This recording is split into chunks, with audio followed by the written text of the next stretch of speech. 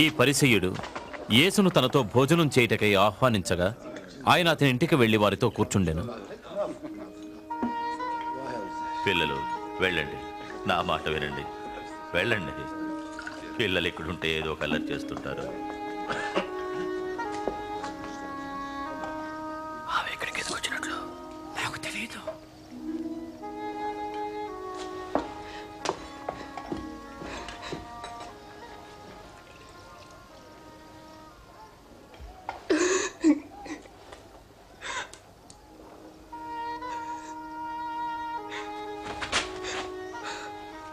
ఆమె ఏం చేస్తుంది?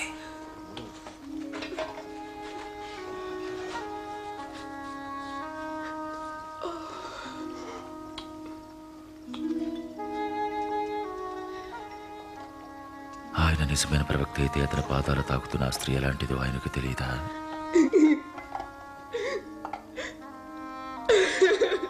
ఎటువంటి పాపపూరితమైన జీవితాన్ని గడుపుతోందో ఆయనకు తెలిసి ఉండాలి. ఈ స్త్రీ ఎవరో నాకు తెలుసు సీమోను. నీతో ఒక మాట చెప్పాలి. ఒకానొకప్పుడు ఒక ధనికుడికి ఇద్దరు రుణస్థులుండిరి. ఒకడు 500 దీనారములు, మరొకడు 50 చెల్లించాలి.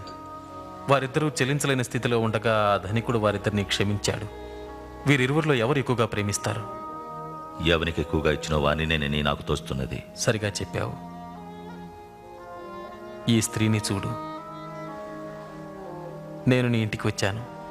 నీవు నా పాదాలకు నీళ్ళివ్వలేదు. కానీ ఈమె తన కన్నీళ్లతో నా పాదాలు తడిపి తన తల వెంట్రుకలతో తుడిచింది. నీవు నన్ను ముద్దు పెట్టుకుని ఆహ్వానించలేదు. నేను వచ్చినప్పటి నుండి ఈమె నా పాదాలు ముద్దు పెట్టుకున్నట్టు మానలేదు.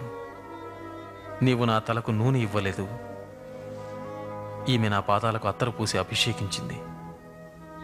నీతో తప్పక చెప్పాలి. ఆమె ఎక్కువగా ప్రేమించింది కనుక ఆమె విస్తార పాపములు క్షమించబడ్డాయి. ఎవరు కొంచెంగా క్షమించబడుదురో వారు కొంచెం ప్రేమనే చూపుతారు.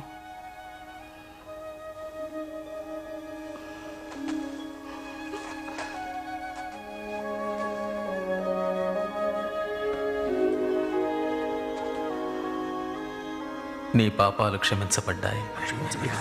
ఇది ఎలా సాధ్యం? నీ విశ్వాసం నిన్ను రక్షించింది. శాంతితో వెళ్ళు.